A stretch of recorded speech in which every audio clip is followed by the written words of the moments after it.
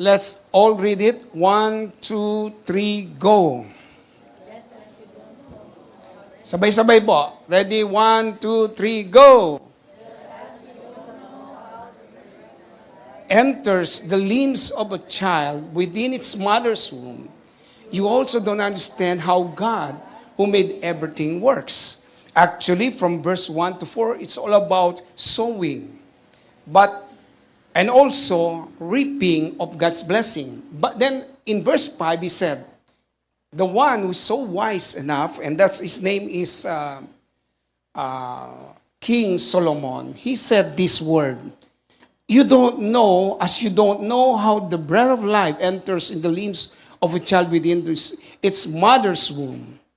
So you also don't understand how God, who made everything, works. He's talking about the blessing. Nagugulat ka, pinagpapala kang bigla, and you don't know how it came. Where it come from? No? Saan galing itong blessing na to? Grabe. Just like what happened to our member in Quebec, Sagni, J1 Sagni. Punong-puno ng problema because they went into a scam kind of, pagka po, ito I'm going to give you a tip. If somebody would like to tell you that you're gonna be rich by giving money to them, don't believe it. Okay? Don't ever believe it. So he believed it until hundreds of thousands of dollars came out from him. At the end, he didn't get anything but death. Nagkautang-utang siya sa miyembro at sabi ko, huwag ka mag-alala, they still love you even though may mga utang ka. And the Lord will make it, He will make it you through from all those problem. Alam niyo, at the end of the day, before, the first quarter of the year end up, gumawa ng himala ang Diyos. The same thing. They don't know how it happened, but everything through His miraculous works. God made everything works, but you will never even understand how He make it happen. So gusto niyo ba ng pagpapalang dumarating at nagugulat ka na lang? Do we really want a blessing that will amaze us? Wow, this is amazing. I could not imagine that God will make something great like this. He will. I want you just put your heart on the things that we're going to talk about. Okay? Shall we all please bow our head and close our eyes? Father, we thank you so much for your words. We ask that you will continue to bless us, touch us, move in us, Lord. Thank you, Holy Spirit. Continue to stay. And as our brethren travel, going here, be with them. And we also pray for Brother Edgar Capilli, make a miracle on his life, O Lord. In Jesus' mighty name. Amen and amen.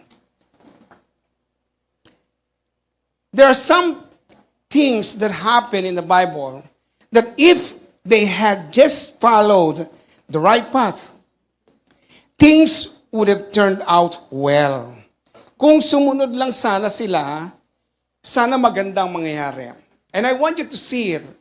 A history from the Bible that happened, and we are all part of it. Naging part tayo ng history na yon. So, first example is Adam and Eve. Adam and Eve, when they ate the fruit of the tree of knowledge, they were asked not to eat it, the fruit of knowledge.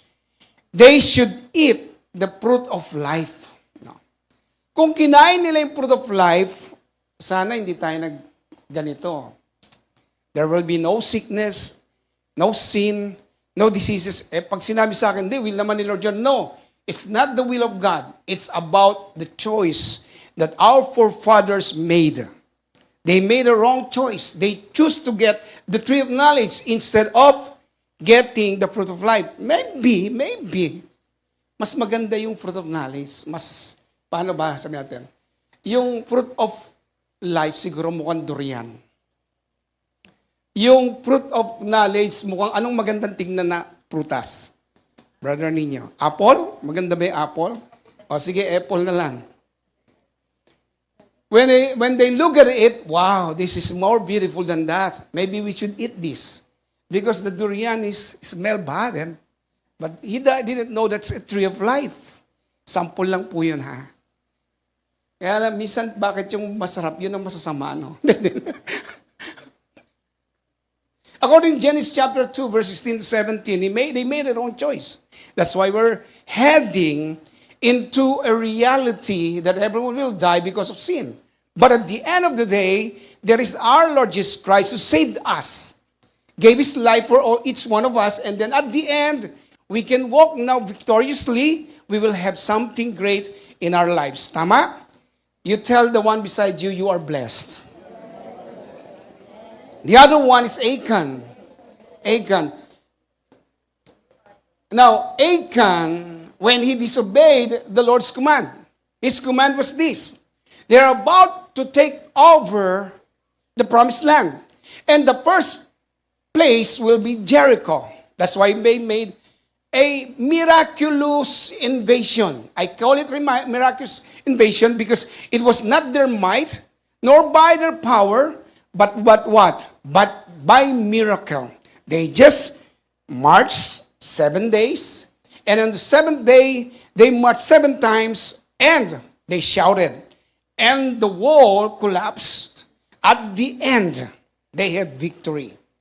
But the command of the Lord is this: don't take anything from it, because it's mine. He said that. God said, it's mine. Huwag kayong kukuha kahit ano, akin yan. But there's that name, Achan. Then he tried to get something. In that little or something in Joshua chapter 7, what happened? Even his family was cursed at that moment. They all died. Adam and Eve failed, and we were part of it. And then Achan failed, and then his family became part of it. What have we seen from this? The tree was told not to eat because it's God's tree. It's mine. The knowledge is mine. Do you remember what the devil said to Eve? If you're going to take it, you will be like God. Because it's God's fruit. It's not ours. Now Achan took something from it because God said, the place is mine. You see, there are some things in our lives that God owns it. Kanya talaga yan. When you gave your life, your life now is for Him. But we want to walk in a prosperous way. There is this one man. Example is Abraham. His life changed significantly after he began to follow God. This man, Abraham, started to follow God. And according to Genesis 13, verses 2 to 4, Abraham was very rich. Wow. Susunod ka, pagpapalain ka. You follow, then you will become rich. Well, we are under grace, right? We will still have a blessing whether we follow or not. Well, I tell you, we are just being blessed. But I want you to prosper. I want you to get more than that. I want you to live in God's way for you to prosper. Amen. Tingnan mo nga yung katabi mo, sabihin mo, alam mo, amoy yumayaman ka.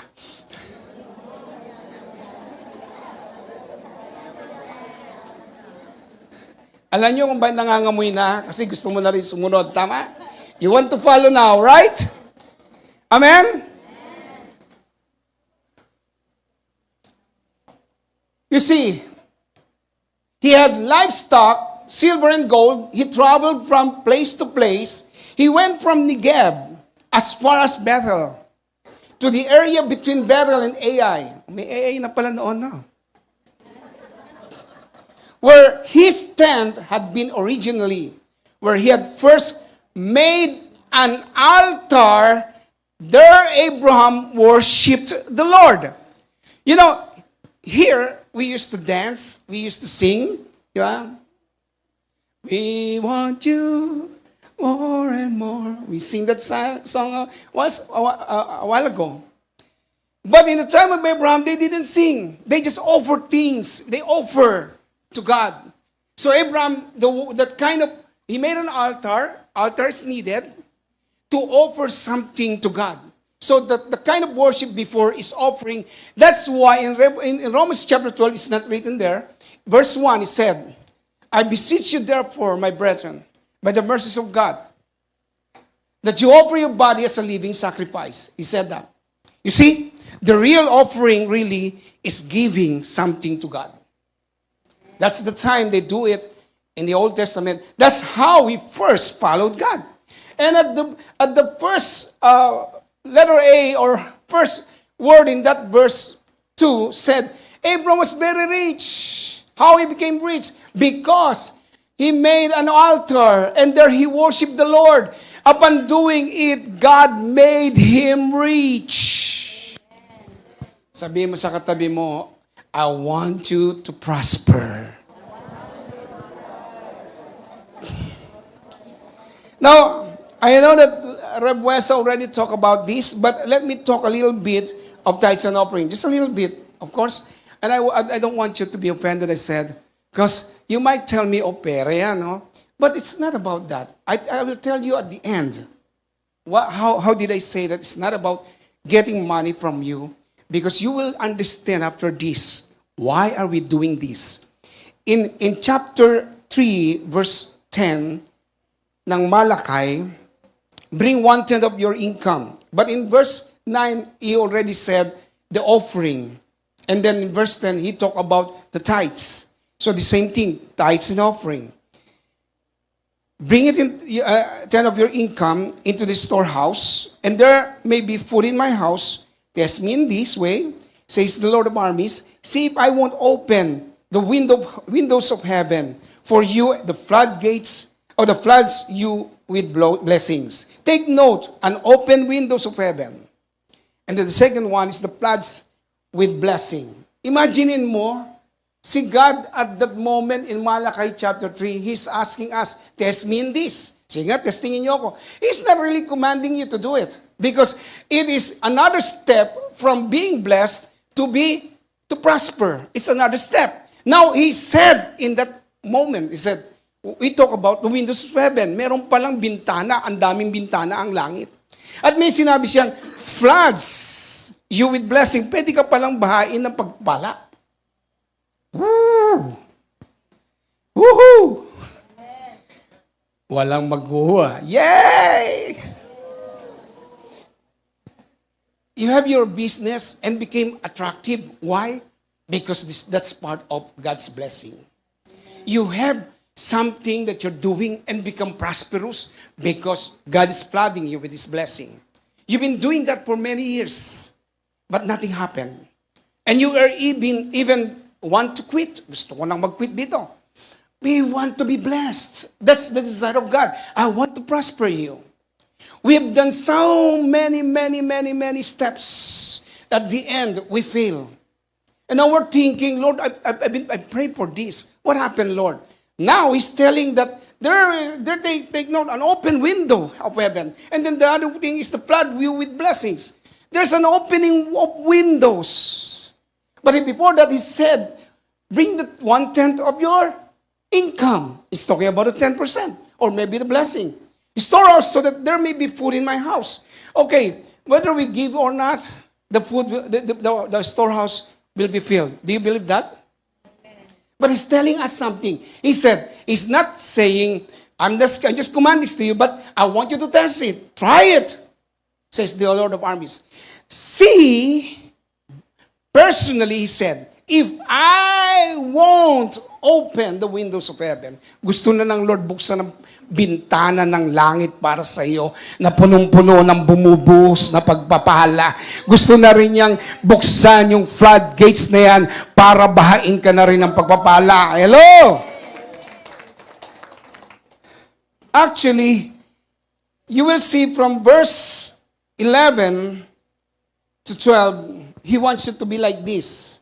Then for your sake, I will stop insects from eating your crops. They will not destroy the produce of your land.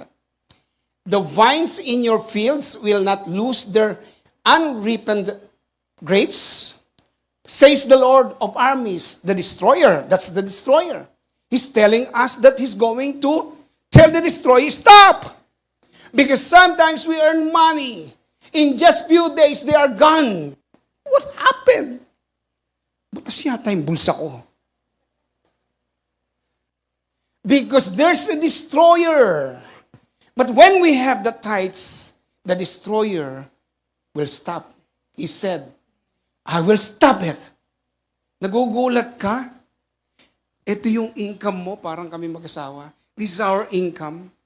Tapos ito yung gastos. Ang laki ng gastos, ang lit ng income. And how did we manage to go and be blessed? Tapos ito mga nakaraan lang, na siguro ni Rabuesa yun, napasimentuhan, hindi namin alam kung saan galing yung pera. Pero huwag niyo isipin na wala po sa akin yung pera ng church. Anak kay ano po yun, Sir Banji. Siya po nag-ahawak. Because He is real. His words are true. Ba't ganyan kayo makatingin? Okay lang ba kayo? Totoo po ang Diyos. Totoo siya. He said, kasi may pera kami, hindi nagagalaw. Kasi yung destroyer, pinatigil niya. Don't touch that money. Don't touch that blessing. Because of the first one that we heard a while ago, the offering and the tithes. Are you with me? In verse 12, all nations will call you, ito na, sasabihin nila, bless ka naman. Because you will be delightful land, says the Lord of armies, blessed and delightful. Ang ganda mong tignan kasi pinagpala ka.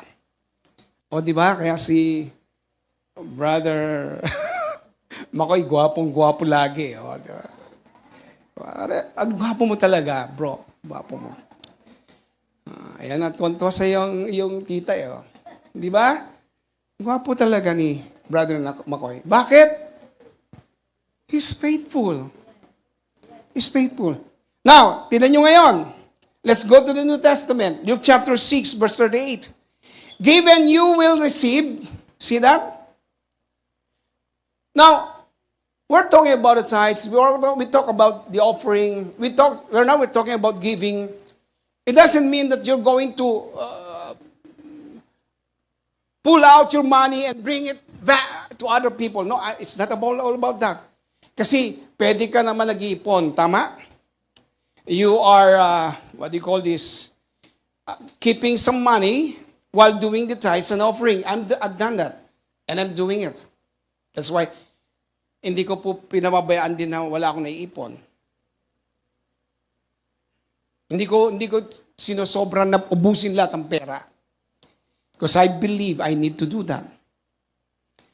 He made an example of the ants in the book of Proverbs, tama? Yung mga langgam. He made an example of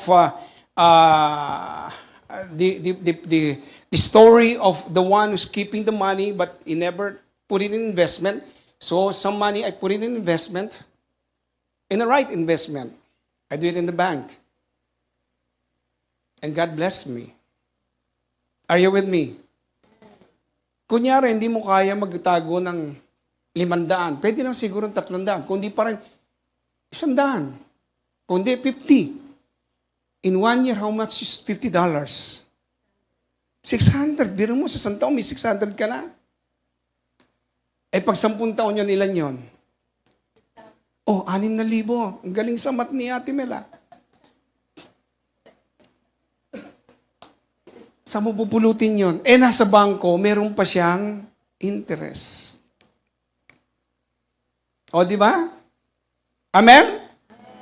Did you get me? He said, give. You release that part that you want to give to God. Give. And then he said, bye-bye. No. He said, you give, but you will receive. It is wrongfully a statement that I'm going to tell you, if you're giving, don't think about what you're going to receive back. No, it's in the Bible. When you give, you will receive. And he said, a large quantity, pressed together, shaken down, run it over will be put into your pocket. He's talking about the floodgates is being open in your life. The floods of blessings is pouring out because there's a giving. The standards you use for others will be applied to you. So, nag-outdoor ang mga taga-Edmonton. And then, for God's blessing, natawag ang pangalan ko kasi bumubunot sila tapos may premyo. Pastor Jing, nanalo ka. Sabi ko, yeah. Nanalo pala may nagsabi, donate. May donate agad. Pambira, donate agad. Hindi ko pa nga nakikita ko na panalunan. Donate. Hanggang lumapit ako, Pastor, donate. Ano ba yan? So, nanalo ako ng $15 ng, ano bang kape? Starbucks.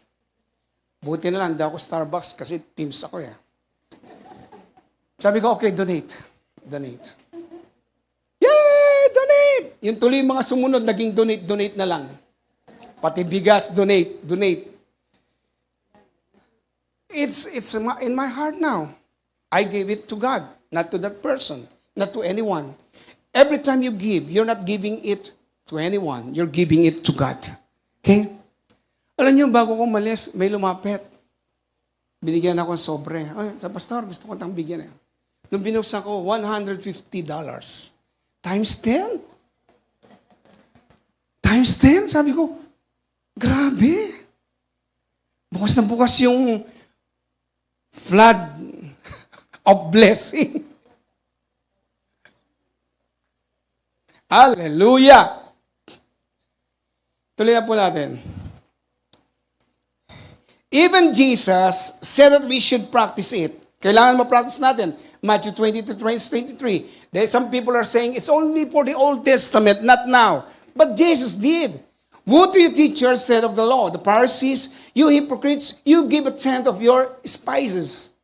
Mint, dill, and cumin. Ibig sabihin, their income, you give a 10%. But you have neglected more important matters of the law, justice, mercy, and faithfulness. Where did Jesus imply that we should practice it? He said, you should have practiced the latter. He's talking about the 10%. You should do it without neglecting the former. It means that be good, but don't forget what are you doing? Do the giving. Do the 10%. Do not stop it. Even Jesus himself, he never say, now when we are in the New Testament, stop tithing. No. He said, keep going on. But you need to love justice, mercy, and faithfulness. Are you with me? God, the giver of seed, this is what that is happening. The truth is, this is what is happening. God, the giver of the seed. Tinan ito isa-isa natin 2 Corinthians chapter 9, verse 10 to 12. 10 to 12. God gives the seed to the farmer. God is looking each one of us as a farmer. Everything that we're giving is a part of sowing. It means a farmer that sows seed. Lahat ng binibigay mo, either money or whatever it is, nagiging, pagbibigay na nagtatanim. Ang Tagalog niyan ay tanim. Meron na ba bang nagtanim sa semento? Espalto? Alam niyo ba yan, mga guys? Alam niyo? Asphalt, cement, pavement. Did you put a seed there and telling that will grow? It won't. I tell you, even though you wait for many, many years, it won't grow. Are you with me? Sa pagtatanim, when you sow seed, God is the one who's giving you the seed. So everything that you're receiving is a seed from God. Yan po ay buto. Sabi nyo nga, buto. Hindi bato buto. When we say seed, it will grow up. Pag bato, walang mangyayari. Amen? Hallelujah. Hallelujah. Hallelujah. I'll keep going on. The first thing that God is giving is the food for those who need it to eat. You're a farmer. Every one of us are a farmer. You are now cooking your food. You have your food. for those who need to eat. God will also give you seed and multiply it. So when He give you something, He also give you the seed not to eat only, but also for you to use, to plant it, and it will multiply. Sabi nyo nga, multiply. So hindi division multiplication. Hindi rin subtraction. Paano yan? Pag binawasan ko kasi yan ng tithes ko, ng offering ko, di wala na akong pambayad. That's what you think. We've been there. Nung inaayos po nila, Brother Justin, yung unang bahay namin. Ako, himala talaga ng Diyos yun. Ako po yung clergy lang ng time na yun.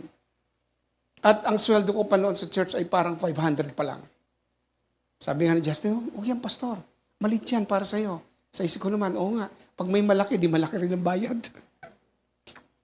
So, ang naging niya, monthly niya, 545. Ang kanyang, ano tawag sa ganun? Mortgage. Saan ako kuha ng $45? But even though my love gift is 500, kahit 500 I still give my tithes. So, naging 450 na lang. Lalo pang nawala. You know what God did? You ask me, what? Somebody in the Philippines was touched by the Lord. He was touched. And he called me, Pastor Jing, the Lord told me that you need money. I'm going to send you money. His name is Reb Ito Inandan. You know him, right? Amen. Now the second one is the one from here. His name is Reb Sunny Dose. He told me, Doc Jing, the Lord told me that you need money. And we're going to give it to you in monthly basis. Both of them. Kaya nakakalampas ako. Because He gave me seed to plant. Are you with me? Faithful, hindi mo binitiwan Okay, 500 na nga lang, binawasan pa. 540 pa babayaran. Alam nyo, nakalampas po kami. Nakailan na kaming renewal. And upon the knowledge of some of you, may bagong bahay na kami, di ba? At yun naman nagiging income way namin. Ba't nang gano'n ang ginawa ng Lord? Bakit sila, Doc G, sama kumuha ng pera yan? Tanungin niyo ang Diyos. He opened the floodgates for us. Palapakan natin ang Panginoon. So, every time you will receive something, there is a portion that needs to be planted or to be planted for multiplication of blessing. And that's the tithes and offering. Let's keep going on. And then, God wants you to be rich. In verse 11, tama ba? God will make you rich enough. You see? Kanina, pinakita na sa atin, Okay, itong sweldo mo, ang liit, pastor. Ang liit. Ganun naman lahat nagsimula. Ang liit. Sa totoo lang, ang liit. Kulang pa.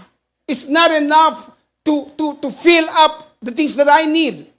But that's how you think it. If we're going to look at again, can you go back to the first verse that I gave in Ecclesiastes? Look at this. In the Ecclesiastes. Just as you don't know how the bread of life enters in the limbs of a child within its mother's womb, you also don't understand how God, who made everything, works. He will make things work. And you don't know how He's going to do it. But He's going to bless you. Hallelujah. Balik mo na doon sa dati. God will make you rich enough so that you can always be generous. You see? Pag pinagpapala ka pala, mapagbigay ka. Biglang tumahimik ang lahat.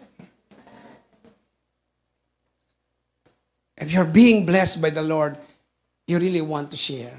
Sabi ng mga anak ko, Daddy, tigil mo na. Ang alin, naubos na yung pera mo sa bangko. Kasi, di ba, nag-ano na kami, 60 years. Ano na yan, di ba? Yung SSS na yun, di ba? Wala akong yung pension namin. Walang naiiwan kasi maya't kala nila ang yaman-yaman ko sa Canada. Pastor Ching, pwede padala mo ng 5,000 yan, padala mo ng 1,000. Daddy, tigil mo na. Bakit? Wala ka lang pera. Sabi ko, it's okay. Sigilitan mo lang, 100 na lang. Ang gusto ko kasi magbigay. Ayoko nang hindi na magbibigay. Naintindihan niyo ako? Because He said this. Pakibasa niyo nga yung una lang ha, sa verse 11. 1, 2, 3, go. God, generous. Hanggang dyan na lang. Kita niyo na? Amen. Sabi mo sa atin mo, alam kong mayaman ka.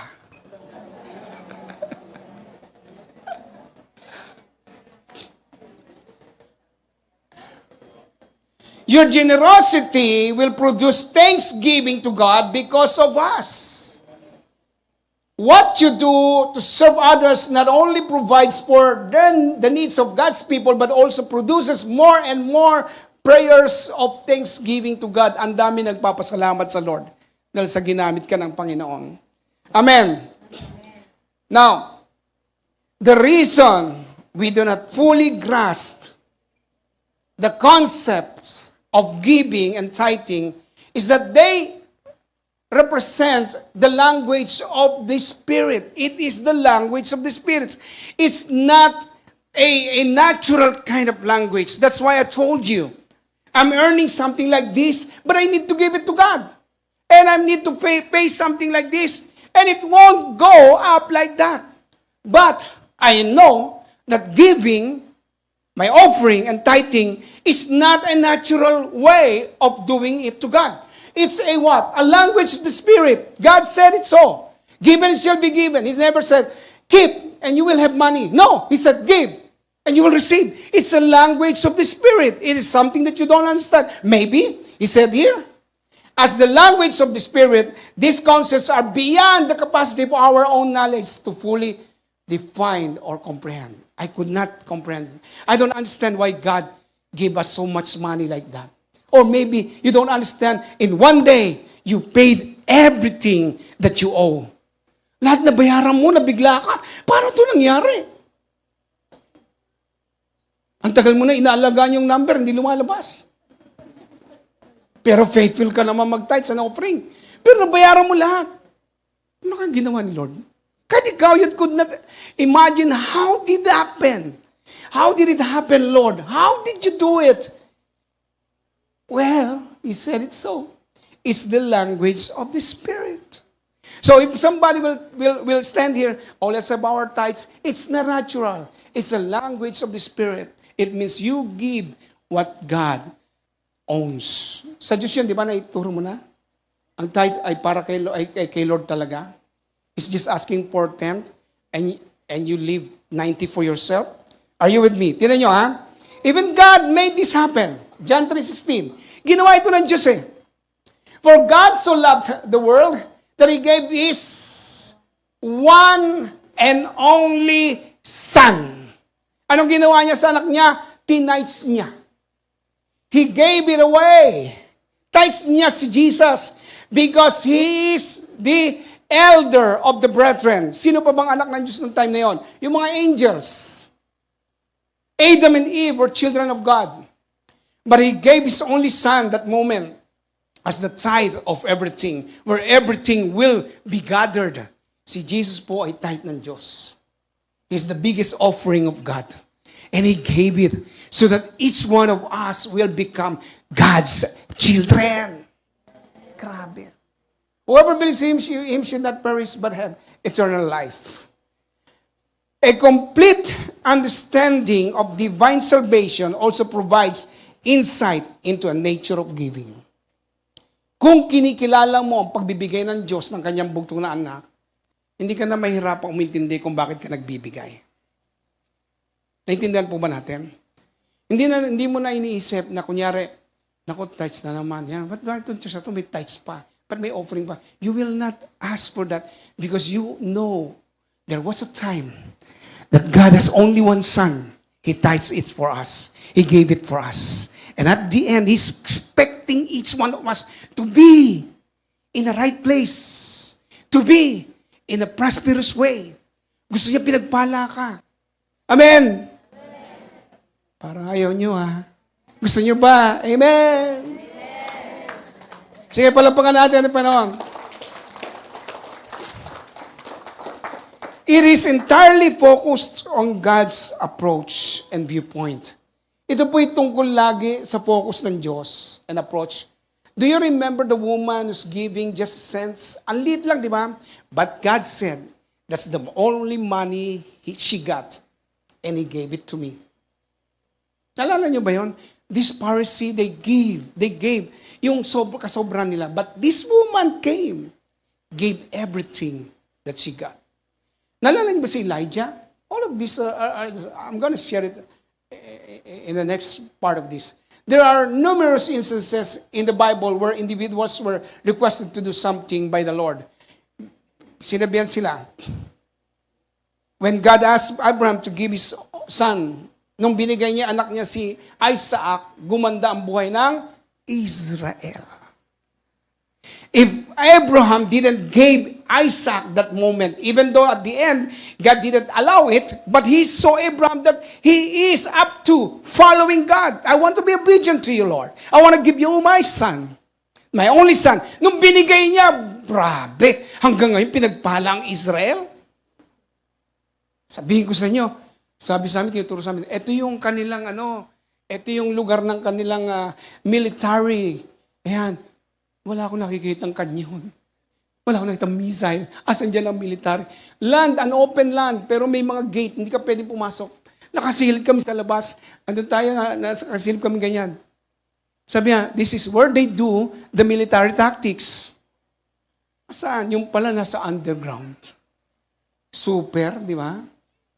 And the people from most part of the Arab nation, they could not understand where those missiles came from. Kasi pag may titirahin ng Israel, nagugulat na sumasabog na lang. Walang, hindi katulad ng Iran, magpapadala pa ng, ano tawag na? Ng drone. Pero Israel hindi, bigla na lang sasabog, boom. So, tapos nalaman nila kung nasa nagtatago si ganito. Sobrang sophisticated. Number 2, or maybe number 1 if I ask, powerful nation in the whole world. Or number 2 na lang. Tapos, at the end, kinuwento sa amin, yung pala lahat ng insurance natin, yung pinakadulo pala niyan, Israel. Insurance kahit yan sa health, kahit sa physical insurance. Akala lang natin, di ba? Hindi, ano yan eh, Canada Life yan, hindi. Yung dulo nun, pag sinugsog mo, pupunta yung ibang portion sa Israel kasi sila ang nag-imbento nun. Sila ang gumawa, sila may utak nun. Tapos yung unang-unang cellphone, ginawa sa Israel. Tapos yung computer na magaganda galing sa Israel. Because Isaac was given. Their generation, the generation of Abraham was so blessed. I want your generation to be blessed. Gusto ko ang anak ko pinagpala. Gusto ko ang apo ko pinagpala. Gusto ko yung magiging apo sa kapopuan ko pinagpala. Lahat yan hanggang kahit saan pang panahon, gusto ko pinagpala silang lahat because I don't want to stop it from me. I need to give it to God, my tithes and my offering. Are you with me? Do you understand what I'm saying? Sino dito gustong pinagpala ang kanyang buong pamilya? Elijah was asked the woman for a cake. I'm sorry I didn't give the verse. Sabi nung mag-ina, okay, bibigay namin sa inyo. But Elijah heard the message from God. The Lord told Elijah, you go down, already talked to a woman, then He will give you what I'm asking for. Kinausap na yung babae pero nung time na yon, sabi ni Elijah, meron ba kayo diyang cake? Meron, pero pag niluto namin para sa amin, mamamatay na kami. It's only for us, me and my son, and then we will die after we cook it. And then Elijah said, you cook it for me. Because Elijah knows that God already talked to that woman. Then they cook it. Then they beyond their imagination, bakit dumadami yung oil? Bakit dumadami yung harina? Bakit dumadami yung, kung ano pang recipe ng, whatever the recipe of cake. And then the woman was, what's happening? It's multiplying. Because they followed the word of Elijah. Hello? Nalala niyo ba yung matandang story na yung mag-asawa? Nasa field ako. Nasaan ba ako ng sweetheart? Tawag siya ng tawag, sweetheart, wala na kaming pagkain. The Lord will provide. Para nasa abroad na ako nun. Saan yun? Huwag na. Ayokong pahirapan na asawa ko. So the Lord will provide. Tapos, Yung garden na ay maliit, lagi may manok doon, di ba? Pagbukas niyan, daming itlog. Ay, sweetheart, maraming itlog doon. Yan na yung pagkain niyo, bigay ni Lord. Eh, hindi naman atin yung manok. Oh, pero nasa bakuran natin yung itlog. Atin yung itlog.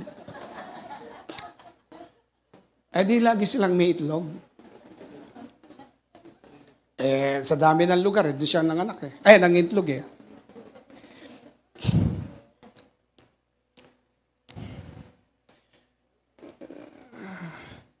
Through giving, I could firmly say this. Through giving, it's all about tithes and offering.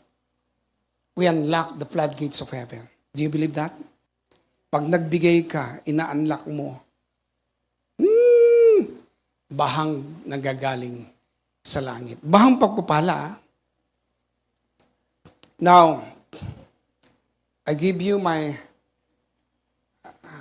final word on this. Giving tithes and offering, it is not for God, but for us. Alam niyo yung pagbibigay, hindi naman yan para sa Diyos eh. Kailangan niya ba yung pera mo? Kahit pa million, even though you want to give million, it's not for God. He doesn't need your money. It is for you. It is not for God, but for us. It shows what? Our faith. Now, this afternoon, I am challenging each one of you. If you have faith, then you will give. You will give even though kulang na yung pera, well, but you give. Why? Because it's an act of faith. You believe it. It's an act of courage. Yung malalakas ang loob lamang ang pwedeng magbigay at mag-tithes ng gusto na ibigay. Kung hindi malakas ang loob namin mag-asawa, we will not gone in this far. Hindi kami darating dito. Yan mo, isang araw, nag-worship pa kami yan. Hallelujah. And then the Lord talked to me.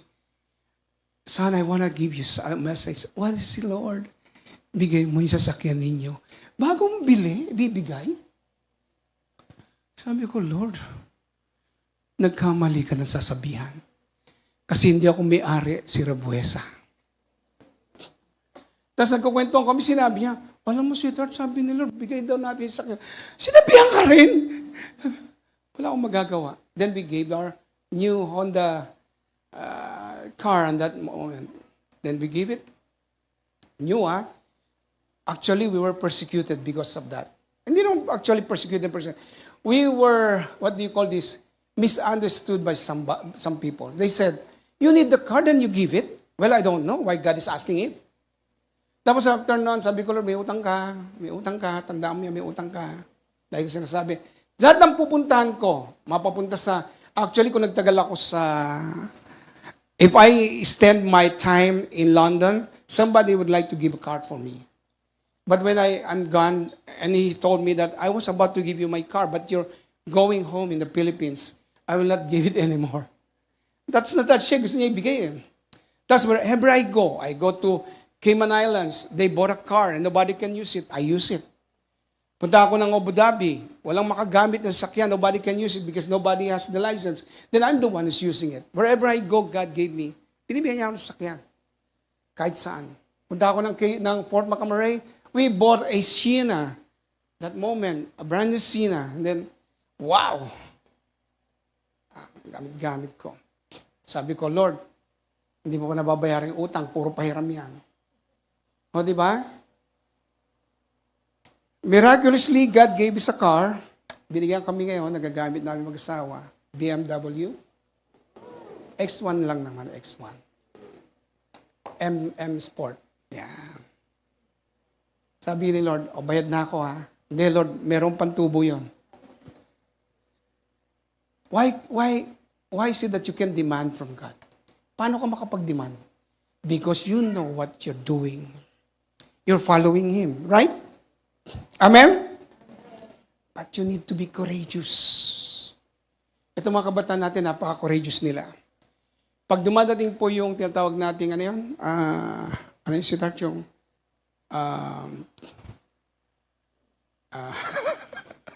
ayan na naman. Kaya natin yan. Yung every January, ano yan? First fruit, meron po dyan iba nagbibigay ng unang sweldo nila. Yung talagang kompletong sweldo binibigay nila. Sa sobrang tapang nila. That's why they are blessed. Iba ganun ginagawa. Ngayon, some maybe they're thinking about this. Well, if I think the J1 Canada doesn't need my money, then I can give it to my own church. Well, stop it. You're here. You're not God. You know what happened to one of our members? One of our member. She told me that the people from the Philippines are also asking, can you give the tithes, yung advance? Because we really need money.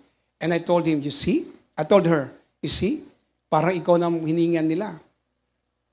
Sabi ko, but if you're going to give it where you are, you're here in Canada, you're attending the church, you give it to there.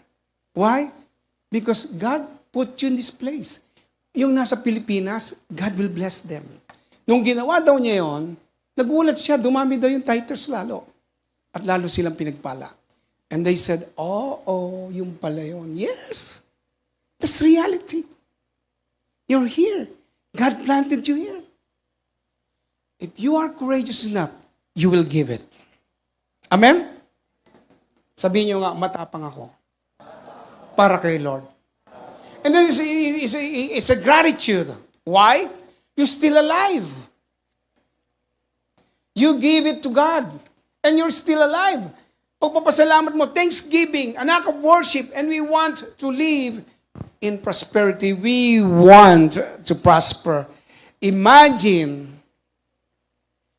kung alamin niyo po, when we get our first house, alam po yan ni Brother Justin, yung pang-down namin utang, nag-open hindi ko na siguro sabihin, ating pastor, sabi niya gan, pastor, siya na nga binil namin, papayramin ka namin ng pang-down mo pa.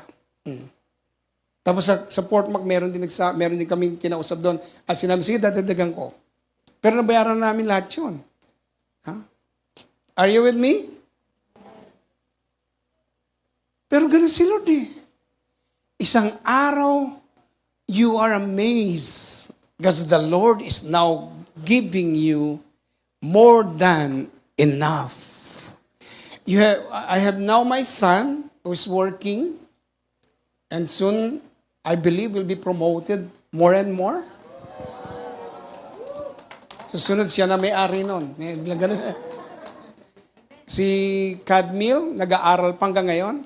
But, was asked by their school na mag-work na ng emergency response. 10 days. So bukas pandating niya, every 10 days, nasa malayo siya. Sa susunod, magiging paramedic na yan. Bakit may mga ganong blessing? Because their parents are faithful. And they are also faithful. You see, giving is not really for God. It's for us. If you're brave enough, ang laki naman ang ibibigay kay Lord. Kasi 1,000, magkano bibigay mo? 100. Yes, Lord. Naging 2,000, 200. Yes, Lord. Naging 10,000. 1,000 na to. No, lucky. No, lucky. Naging 5,000, 15,000. Magkano na yon? 1,500 na. 1,500 na, Lord. 1,500. You're not giving. You're just giving to the Lord. You just return it back because He's part of your own business. He gave you life. He gave you air to breathe on. He gave you the sun. And He gave you everything that you need. Tapos hiningi niya lang 10%, ikaw 90%. Tapos 20,000 na kinikita mo, magkano yun? 2,000 na, Lord, lumalaki. Wala pa akong hinihingi, anak. You're just returning it back to me. Ba't nga ba pag lumalaki, isipin natin. Kay Lord naman yun. Hello? Kung gusto mo, lumit ulit, Lord, downgrade. Binigay mo yung 100. Nagulat ka, lumit yung sweldo mo, palit ng palit. Well, I'm telling this to you because that's how prosperity works. God wants us to prosper. Sabi mo nga sa katabi mo, I want to prosper. Kamaya mo yung katabi mo, I want you to prosper, sabi mo. Umanap tayo ng 5 tao, sabihin natin, I want you to prosper. I want you to prosper. Hallelujah. Rabakaramashikatalabarakandaa.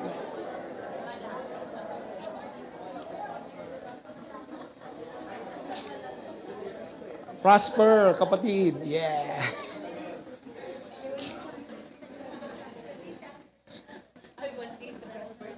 I want e-transfer, di ba? I want e-transfer. Parang magkatunog, ano?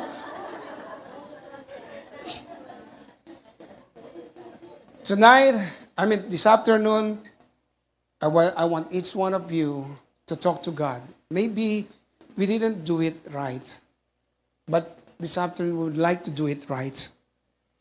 You know, wala namang late kay God eh. There's nothing late to our God.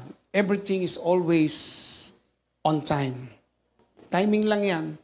At least now you know. You will see. You can even make a graph.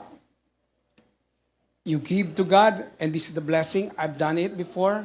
Nakita ko palaki ng palaki. Wow, palaki ng palaki. Hindi nagkulang ang Diyos. Amen. Shall we all rise, please? Tumayo tayong lahat. We will sing that song once again.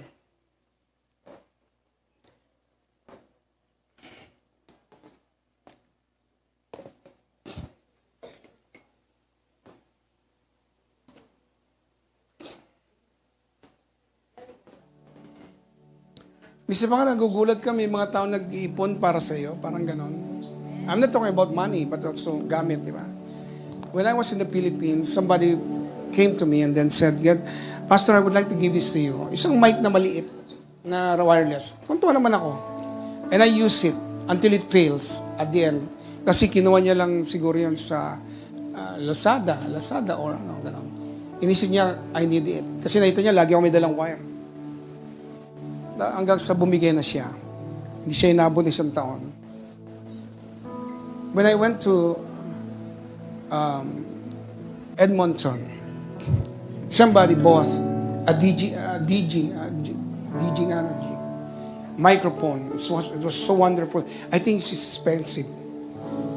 Sabi niya, Pastor, gamitin mo muna. At the end, Pastor, yun na yan. Sabi ni Lord, bigay ko rin sa'yo.